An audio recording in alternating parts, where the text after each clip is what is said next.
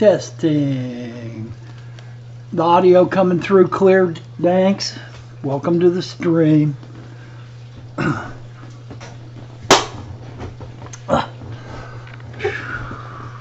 Hey Victor, how's it going, man? Victor, how am I going to recognize you at Aquatic Experience?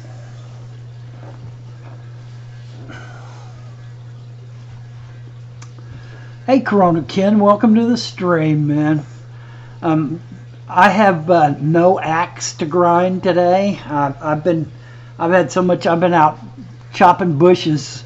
If I have stuff in my hair, you'll have to forgive me because my wife had a certain amount of winterizing required, and I had to go help Justin. He came and bailed us out again. My back is so bad I can't do it anymore, all of it, so Justin came to help us out.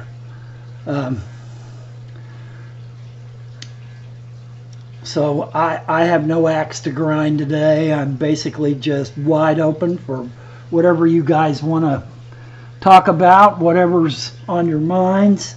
I'm basically, my last few days have been spent nose down in kitty because this cat has required basically all of my time, and Smokey's a very young kitten and has had a really rough start, lost all of his siblings, and we have 2 large dogs in the house and a female cat that doesn't really think much of other. Okay, Victor, you find me and we'll trade autographs. I'm sure one of these days you'll be way more famous than I am, Victor. Fame is not something that I'm really invested in. I wish I had a t-shirt or something that I could give out, but every dime that I've got is going to go towards feeding my wife and I and paying for the conference and the hotel room and getting into all the sessions. I am so looking forward to these speakers. There are some of the best speakers in the world that are going to be there giving talks. And I know some of you probably won't be able to afford the full $99 for the whole weekend pass that gets you into all the speakers. But I would highly recommend catching these guys. Heiko Blair is going to do a talk on the situation in the world where our wildlife habitat, i.e. our fish collecting areas, are being completely overrun by pollution. The areas around the lakes and rivers are being slashed and burned, and then hey Kevin, welcome to the stream. They're being slashed and burned. There is runoff, silt, and just plain trash from people. Hey Karen, welcome to the stream. Karen, I'm pretty much running an open format today, so it's you guys' questions. I don't have an axe to grind nor a topic today, so it's pretty much you guys' questions. And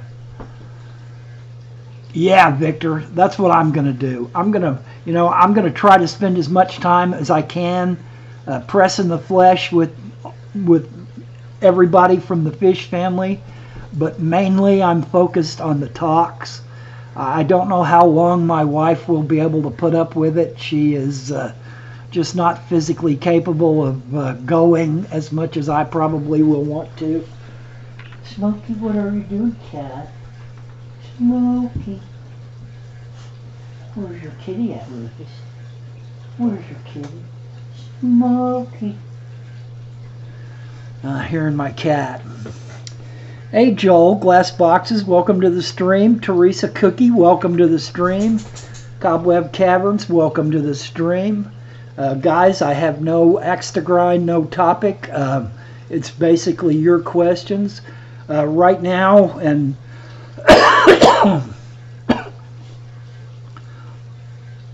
One of the things that is foremost in a lot of the fish keepers on YouTube's minds right now is the fact that Aquatic Experience is coming up.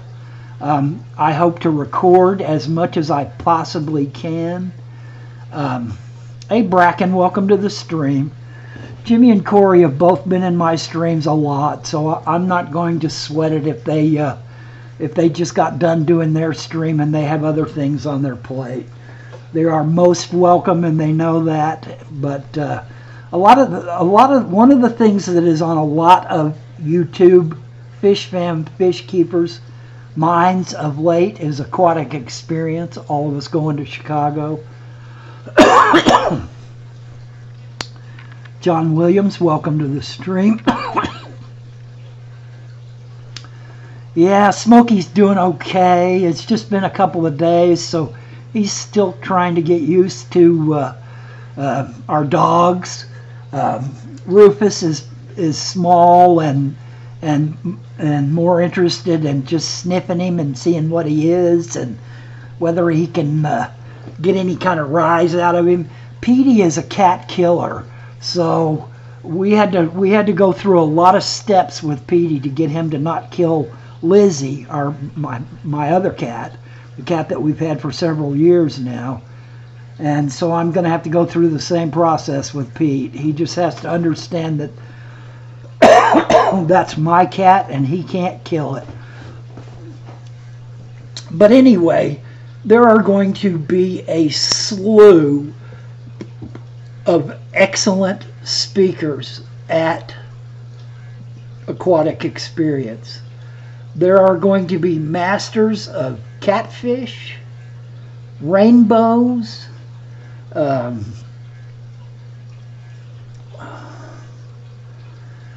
I don't know. My beard is more a product of laziness and the fact that I no longer work for anyone and don't have to please a boss. So I only cut it when it gets in my way.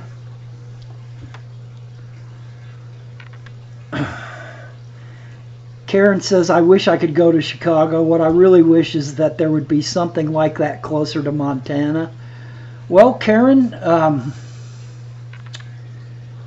yeah, Montana is kind of out there in the hinterlands, so it's going to be pretty far away from everything. I think there's some fairly large shows that hit Colorado sometimes, but that's going to be a long drive for you too. So yeah, you're almost West Coast. You know, you almost have to go to the West Coast.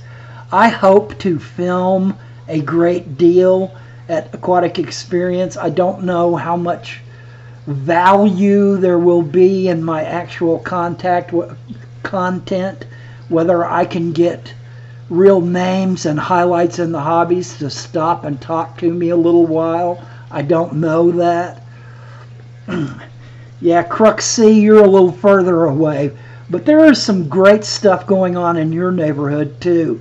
Most of us here in the United States wish we could get involved with the stuff that's going on in Germany and Amsterdam and places like that. You've got some of the world's best fish keepers in your area.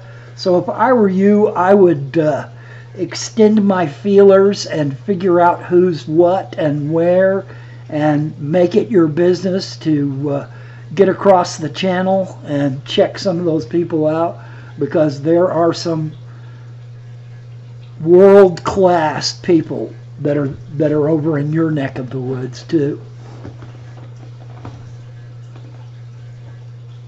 Awesome. I would highly recommend to everyone that they try to reach out and at least give it a shot. Try to touch base with their local clubs, because you never know who you're going to meet. Hey Fish Tropics, welcome to the stream.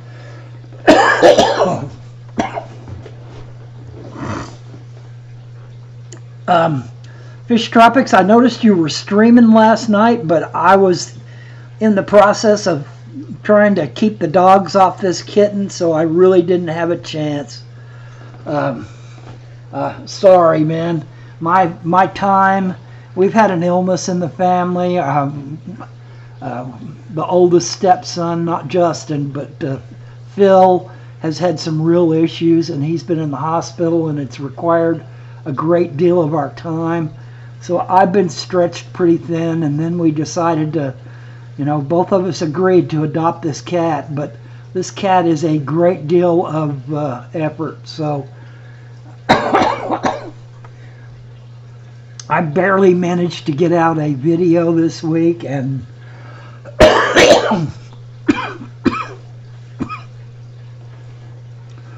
all right, Fish Tropic, I just noticed that you were on, and I felt bad because I couldn't put my 2 cents in, but hey, AIM Aquatics, welcome to the stream. Everything's going as well as could be expected on this end. The rainbows in my wife's tank are showing improvement. I'm not sure they're out of the woods yet. One of my problems is that the tank is it's smoking, Fish Tropic.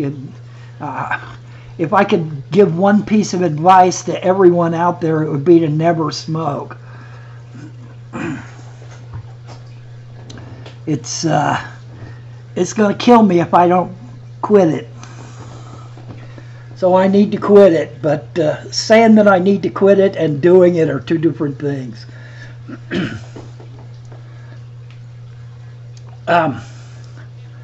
Yeah, I can quit.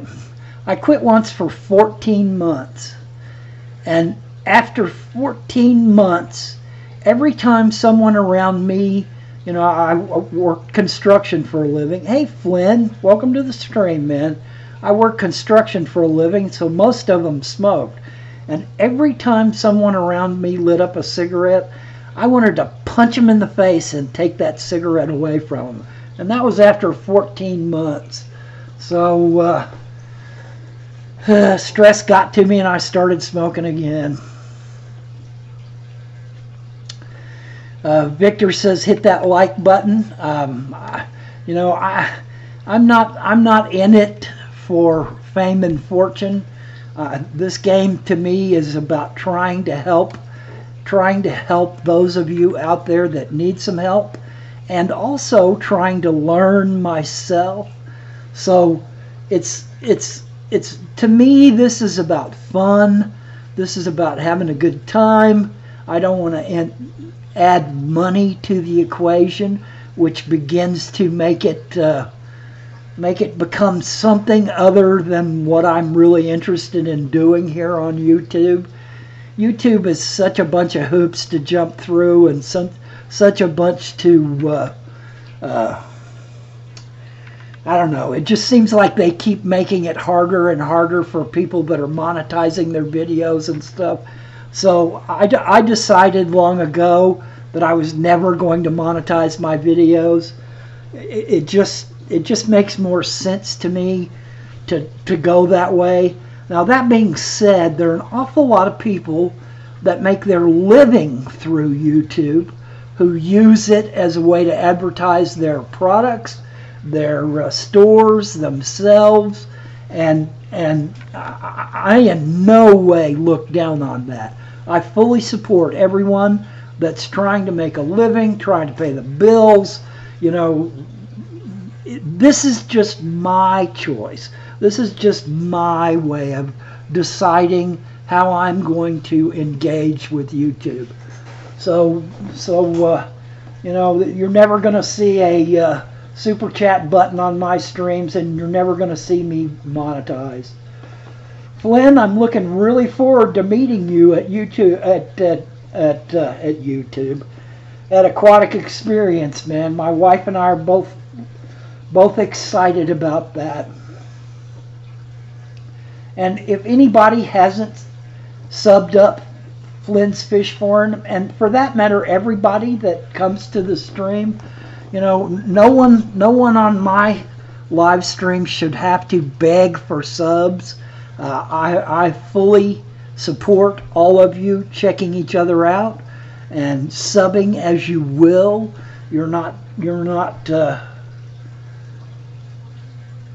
Bracken says my university has made smoking illegal on campus, so it helps keep me away from smokers. That's a great thing, man.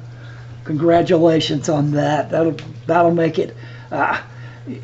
I'm not going to sit here and tell you that I am a rabid non-smoker supporter, because I'm not. I've always smoked. I've smoked since I was like 14, so I want to quit. I wish it was easy to quit.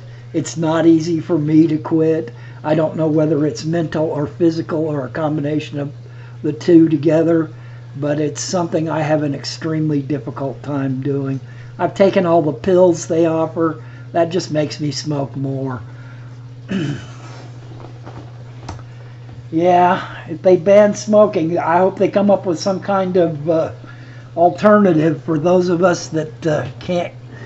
Hey, KP Aquariums, welcome to the stream, man. If you guys haven't checked out KP Aquariums, please go sub him up. He puts out some excellent content, and I would highly advise all of you to.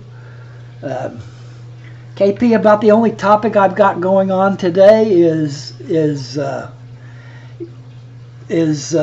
aquatic experience and how much I'm excited about the speakers that are going to be there. They are some world-class speakers, and how excited I am to meet everybody from the Fish Fam.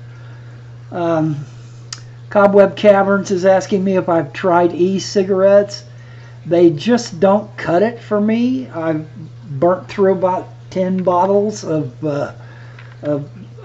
e-cigarettes and vaping. I'm afraid that it just doesn't have the same nicotine content that cigarettes do, and it just really doesn't. It just makes me want to smoke a cigarette. Fish Tropics is saying to try native smokes. They're cleaning the government smokes. Yeah, I think that's a big part of my problem right now, is that not too many years ago, the cigarette companies realized that they could add certain additives to cigarettes that cause the nicotine to vaporize more and to be absorbed much more readily into the bloodstream. And so, yeah, I don't want this live stream to be about cigarettes, though. That's a horrible topic for a live stream. Laura Klinger, welcome to the stream, and she says, I ended up quitting only because I didn't have the money to continue the habit. And yeah, that's a great reason. Unfortunately, I've always worked and always had enough money to continue smoking. Yeah, I think mine. My mother told me a long time ago that our family has serotonin uptake issues, and I have a sneaking suspicion that serotonin uptake is a great deal of my issue with smoking. That it rectifies my serotonin level problems, and I've never been able to get a doctor to actually engage with me on that side of things to try to help me with that issue, if I have that issue. All right, let's get back on fish. This is a channel about fish keeping and fish keepers and fish activities. Talking about smoking cigarettes just makes me want to smoke a cigarette. I'll try not to cough.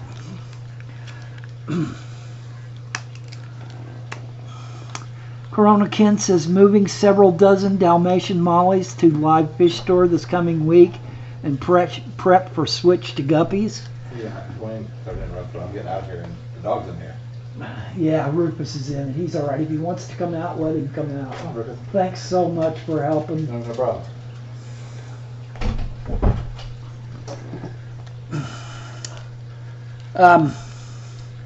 Corona Ken, that sounds pretty exciting to change from mollies to guppies. There's a lot of difference. Cobweb Cavern says, I know cannabis regulates serotonin. Yeah.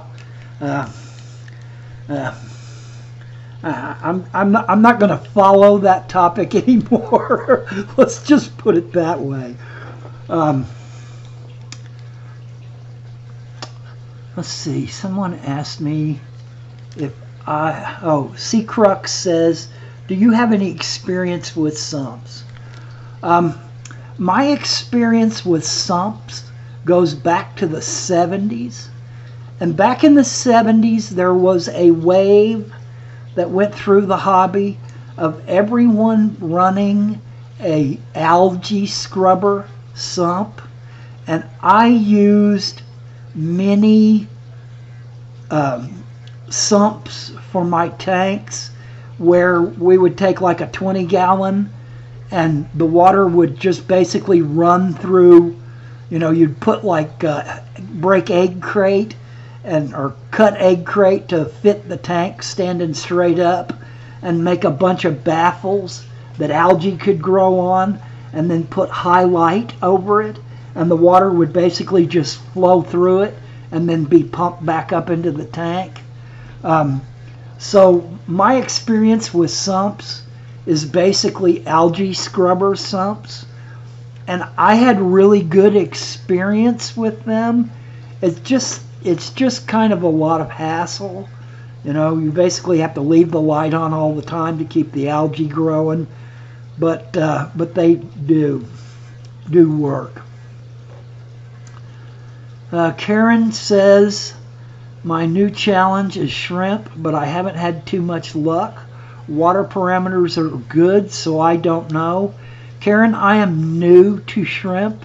New in the sense of about 7 or 8 months experience with shrimp. And my best piece of advice to you is to make sure that your shrimp go into a completely mature aquarium.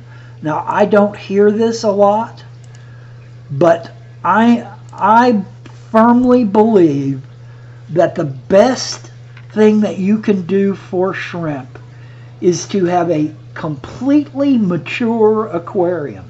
I mean in the sense of a fine coat of algae everywhere, past the diatom algae stage into the green algae stage, that there are lots of plants, that your water quality fits the shrimp that you are trying to raise, because certain shrimp require certain TDS, total dissolved solids, in the tank.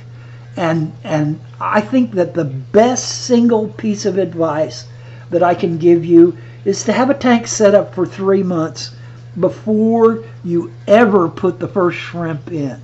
And that by doing that, you will up their chances.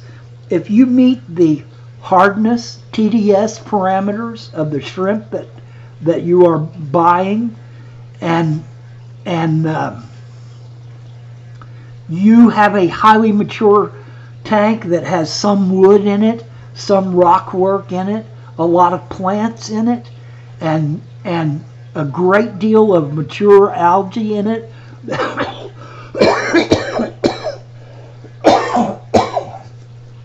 that your shrimp will stand a much better chance of surviving. Okay, there's a lot of questions going by. G Bear, welcome to the stream. Dwayne, Fish Tropic says, Dwayne, have you ever run a sponge filter till the point where the bubbles won't go through?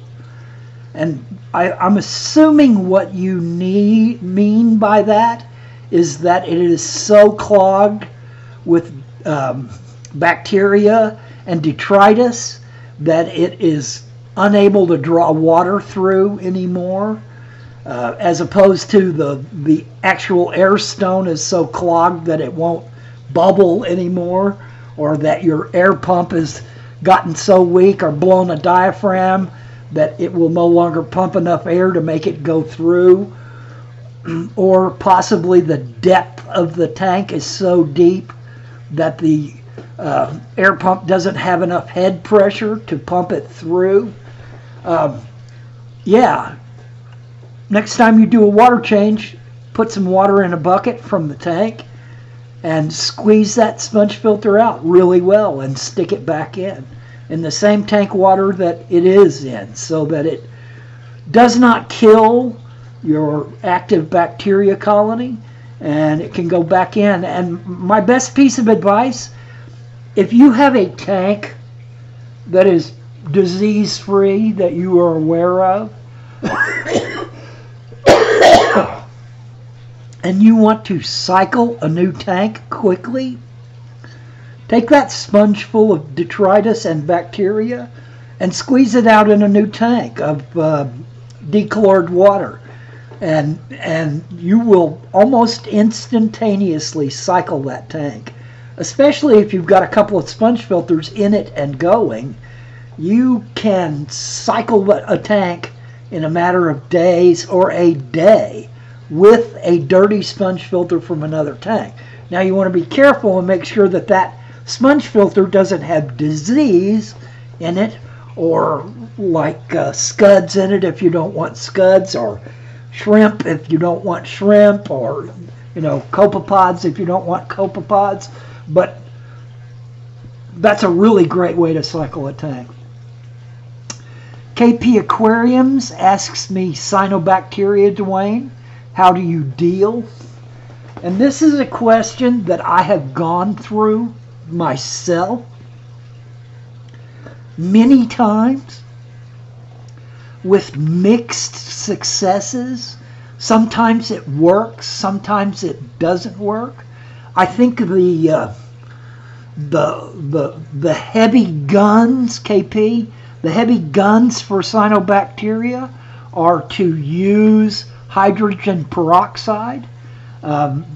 You can literally take a little hydrogen peroxide in a syringe and get right down on the hydrogen peroxide itself in the tank full of water and squirt it on the actual cyanobacteria.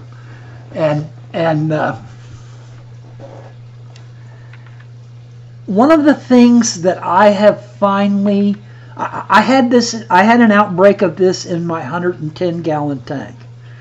And back in the day, one of the ways that we were able to grow plants with just fluorescent tubes was to use an antennic bulb in our fluorescent fixture.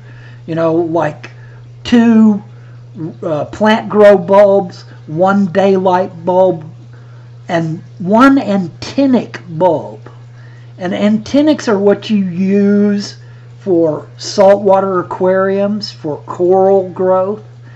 And I think that they put out light over 10,000 Kelvin, which is way into the blue spectrum, almost at the peak of the blue spectrum. And I had one of those in my 4-bulb fixture that sits on top of my 110-gallon tank. And I know that back in the day, and I'm talking 70s, that I had problems with cyanobacteria, and that it almost exclusively was in tanks that I had an antennic bulb on. And I think that light is one of the basic problems that causes blue-green algae, cyanobacteria, which it is a bacteria, it is not an algae.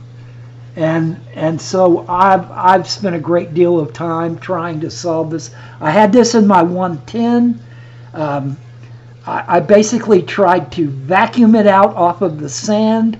I pulled the antennic bulb and no longer ran it. I tried to reduce my photo period where I didn't have as much light going into the tank. And I also tried my best to wipe it off the glass once it got up on the glass, and to pull it out as much as I possibly could. And I never broke down and used hydrogen peroxide, but it finally went away on its own. And I don't know whether it was photoperiod, whether it was some kind of nutrient-rich problem that was going on in the tank, because I dialed back my feeding as well. So that's about what I have to offer on that subject. I hope that helps.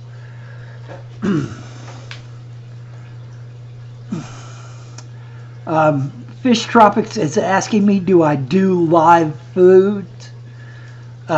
Yes, I do microworms for my very young, very small mouth fry. I do brine shrimp and brine shrimp babies, napali. I'm not even sure how to pronounce that word.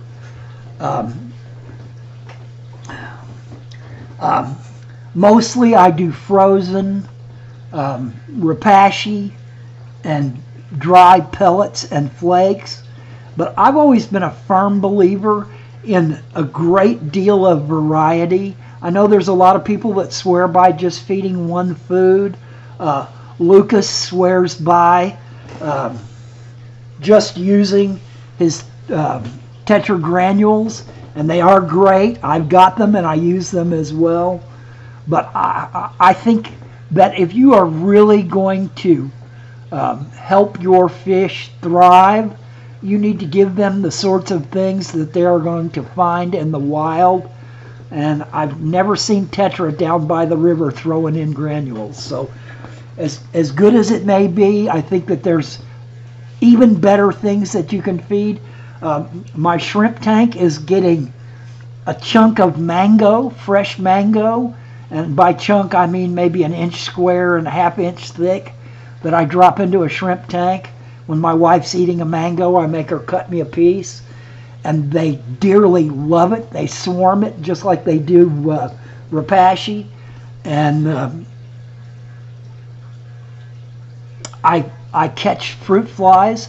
We have a colony of fruit flies in our house because my wife eats so many different kinds of fruit, and they sit around while she's waiting for them to ripen. And we've got a colony of fruit flies, which I catch in a thing and then put in the freezer for an hour and let them, freeze out. Then I drop them in my tanks, and my fish love them. So yes, that's live food in its own way as well. Bracken says, thoughts on keeping a colony of black worms? Bracken, I've never done black worms. I'm trying to think if black worms are mosquito larvae, and I don't think they are. I think they are detritus worms that I've just never kept them live. I've fed them, but back in the day we had real issues with bloodworms and freeze-dried bloodworms and blackworms transmitting diseases to our fish. Even though they were freeze-dried, the eggs of stuff would survive and you could get diseases. So I feed freeze-dried bloodworms now because I think they've come a long way in that process of sterilizing that stuff.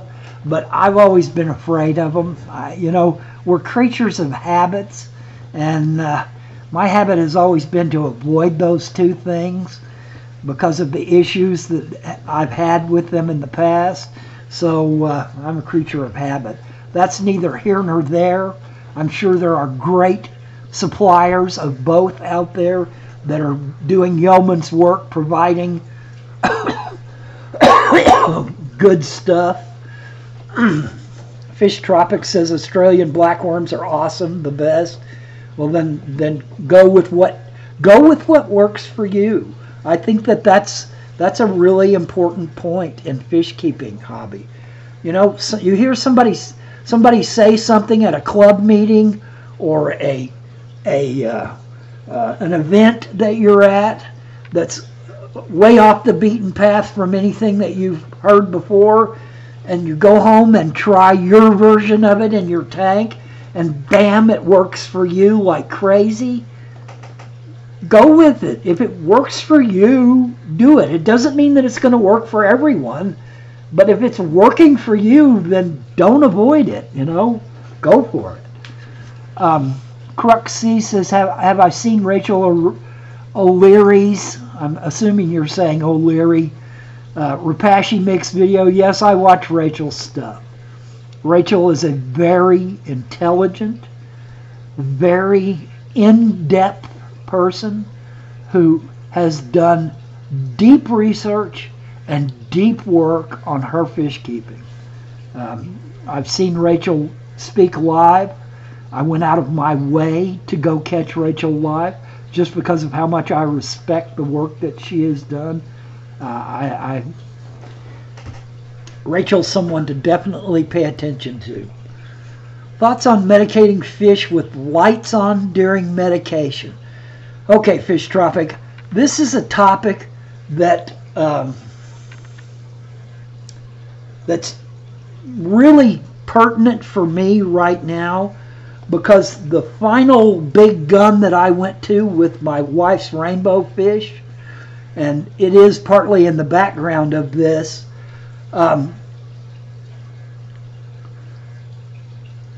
I went with levamisole to try to knock out the intestinal parasites that I couldn't get with anything else, that just kept coming back. And those rainbow fish became so photosensitive from that levamisole treatment. They were avoiding the light like crazy, and I've never experienced that before. Now I looked around online, and I did notice some people talking about levamisole being photosensitive itself, and that you should reduce your photo period and reduce the intensity of the light in the tank to keep it from breaking down. So my experience with photosensitive fish and photosensitive medications is very limited. It's not something that I've ever really been aware of until about a week ago, when I treated my wife 75, the one that's in the background here. And you can see that the fish are starting to come back now. The lights are on full. They're slowly starting to rise out of the substrate. They have been hugging the substrate for several weeks, and they're starting to show signs that they're coming out of it. So I, honest to God, don't know what to tell you about that. That I figure that it's something that needs a great deal of research done, and people that are much more skilled than I am to do the research to actually find out what's going on. Cobweb Cavern says, I'm using Walter worms, have cultures for my guppy fry. Yeah, fry are a great thing to feed live foods to. You got to watch it when you're feeding fry only live foods, because some of them are fatty, and you can do damage by just feeding live worms. When I'm feeding fry, I use very small worms that I've cultured, like micro worms. I use Rapashi powder. Just stick your finger in the Rapashi bottle and flick that little bit of powder on the surface of the water. It is very fine. It will get wet and sink, and even fry can eat that powder. And then I will grind up flakes or pellets so finely that the fish can get them in their mouths. And one of the live cultures that I don't think gets enough notification, but if you go into any major fish keeper's fish room, you will notice jars sitting around with a little bit of water in them, and maybe a piece of lettuce or some little shred of plant material, that are full of green water. Just a jar on the windowsill with a little bit of plant material in it will create green water, and it is microorganisms that are surviving in the water with just that little bit of food and in that small container. And you can take a eyedropper or a baster and reach in there and get you a little bit of that really green water and squirt it right on top of where your fry are. And they will love it. They love to eat the amoebas. They love to eat. Infusoria is basically what that is. It is small creatures that thrive in water and eat whatever they can get a hold of, and if there's a place for them to do it, they will do it. They will survive on wood. When the Germans use the term Aufwich, that's basically what they're saying, is all that infusoria, all that green water creatures that survive on wood. If you go into any major fish keeper's fish room and you look around, you're going to find a green water jar sitting there. And that's exactly why they have it. Because the stuff that is in that jar is so tiny, so microscopic, that any fry can eat it. And it's so easy to do. You just take a jam jar, fill it halfway with water, and drop a piece of lettuce in here. Well, Cobweb Cavern says, never had much luck with green water. We don't get enough sunlight here in Scotland. Well, you're getting enough light from your fish tanks. Raise one of those lights up a little bit and stick a jar of even a little tiny jar, like a garlic jar or something, and throw a little piece of lettuce or broccoli or whatever. Broccoli rots kind of badly. A piece of leaf out of one of your aquatic plants in there, and you'll get green water, and that's as good a tip as you can get. And it gets overlooked. All this other stuff is so difficult to do, and you got all these paraphernalia and all that stuff.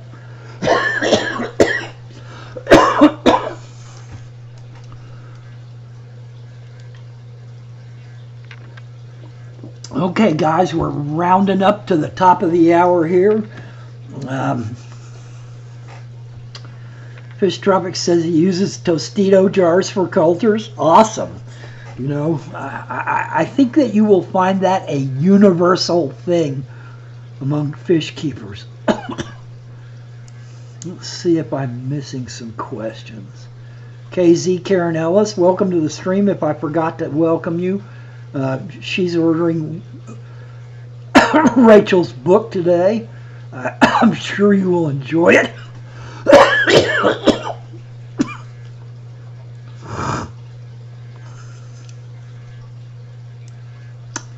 David McMeamy, welcome to the stream. Hello to you.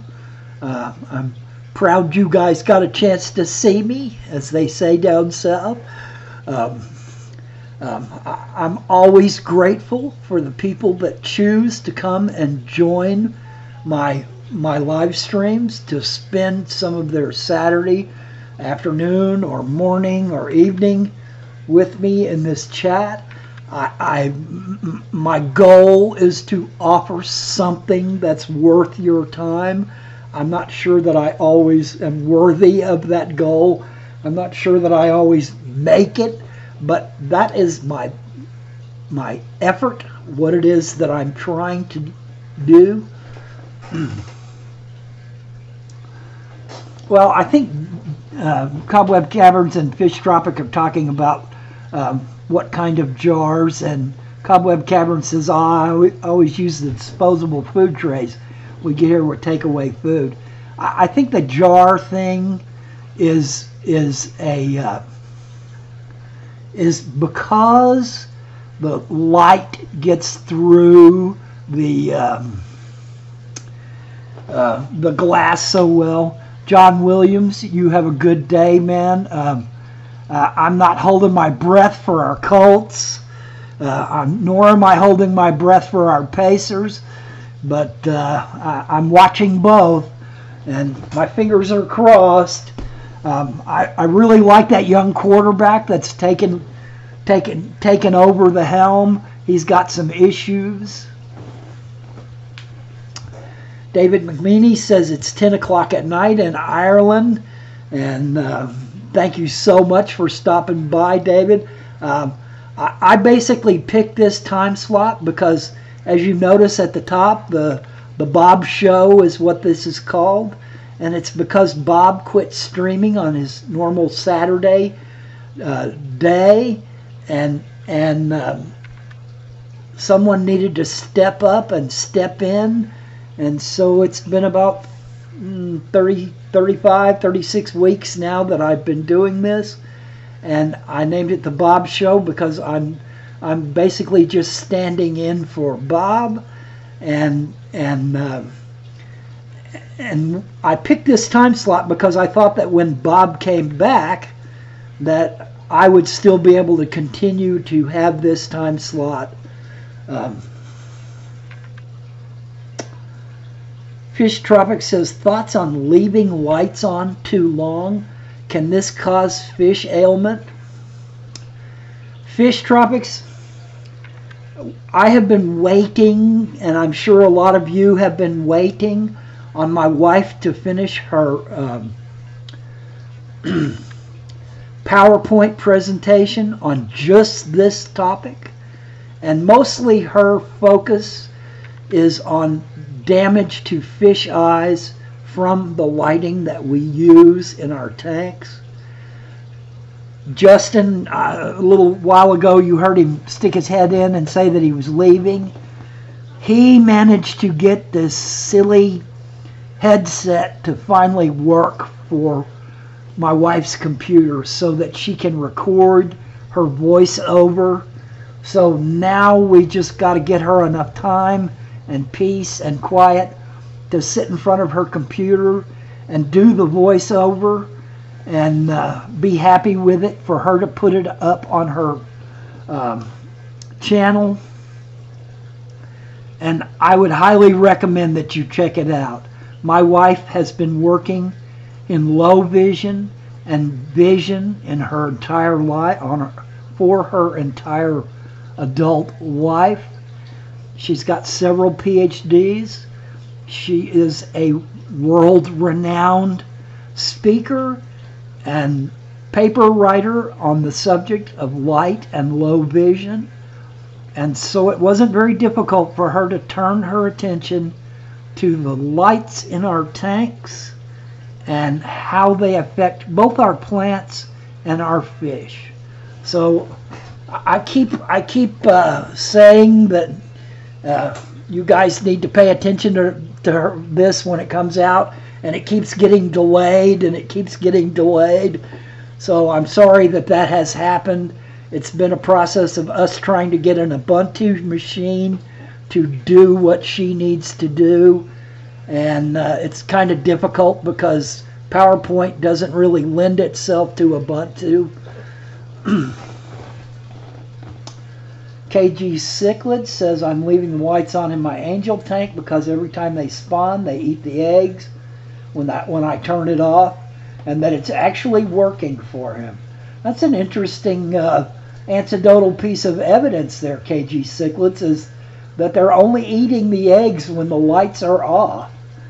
But back to Fish Tropics' question. One, you can get an algae overgrowth and potentially blue-green algae, cyanobacteria, with too much light. And I'm the person that strongly believes in a great deal of algae.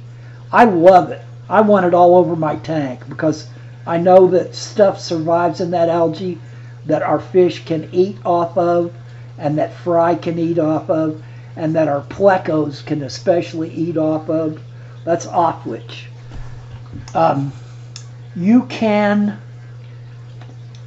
Fish have a rhythm in their systems, a rhythm that includes the seasons, a rhythm that includes the days and the length of light period. Hey, Big E's, welcome to the stream, man.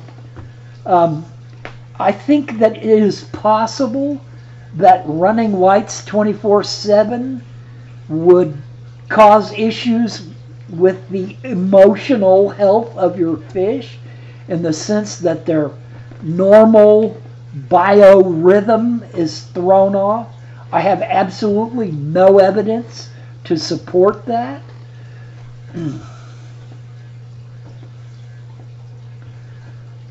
But yes, I think that it's possible that lights can cause issues. So that I would suggest that you dial back the amount of time that your lights are on, and that you are aware that your fish may need, if you've got a completely bare tank with nothing in it, no hides in it at all, no plants in it at all, and you've got a couple of halogen lights on top of it,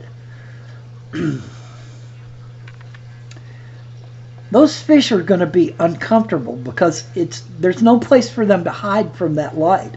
There's no place for them to get in the shadows and feel safe. So, yeah.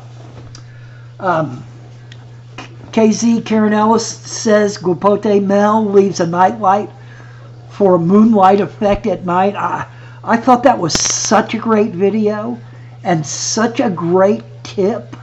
It wasn't even a tip that he left so much as an afterthought to him. And I think that people that are in Mel's category, people that have been doing this their whole lives and doing it on a very high level, they don't even recognize the little things that they do that makes it work for them so much. And leaving a little nightlight on for a moonlight effect is just one of those kind of things. It just makes the fish feel more in tune with their natural rhythms, you know. And I know there's a great many plant lights and tank lights out there now that have night, you know, that they will run a day cycle and a night cycle as well. I just can't tell you what those are and what the best of them are, but it may be worth a shot to try to do that. Okay, guys, I'm going to cut this short. My phone is ringing off the wall, and my wife is not home, and I can't just open the door and let both dogs in here because I'm afraid Petey will get smoky. Hey, Lecter Records, welcome to the stream, man. I'm going to cut this short because someone obviously desperately needs to get a hold of me on the phone. So thank you guys for coming out and spending your Saturday with me. And good luck, YouTube.